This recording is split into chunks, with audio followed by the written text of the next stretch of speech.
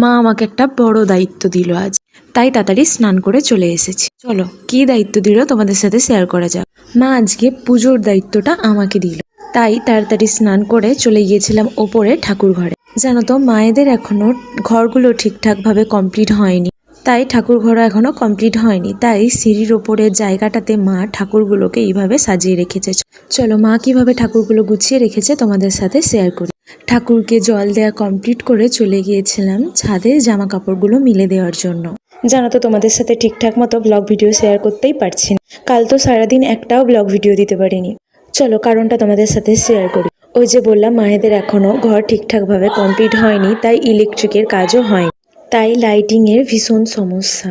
Light কমের জন্য ভিডিওর কোয়ালিটি একদমই আসে না, তাই করতেও ইচ্ছেই হচ্ছে না ভিডিও। চলো শেয়ার করি মা ছাদে কি কি গাছ লাগিয়েছে। দেখো একটা ড্রাগন গাছ লাগিয়েছে, ড্রাগন গাছটা বেশ বড় হয়ে গেছে, কিন্তু আগের বারে যখন এসেছিলাম একটাই ডালা ছিল, আর এখন দেখো চারপাশ দিয়ে কত ডালা বেরিয়েছে। আর এই দেখো মা তার পাশেই ঠিক লাগিয়েছে একটা পটল গাছ, কি সুন্দর লতা পাতার মতো চারপাশ বেয়ে গেছে। ছাদ থেকে নেমে এসে দেখি মায়ের রান্না প্রায় কমপ্লিট। চলো দুপুরে মা কি রান্না করেছিল তোমাদের সাথে শেয়ার করি। করেছিল ডিমের অমলেট করে আলু দিয়ে ঝোল, আর তার সাথে করেছিল খেসারির ডালের গরম গরম বড়া ভাজা। চলো ভিডিওটা এই পর্যন্তই।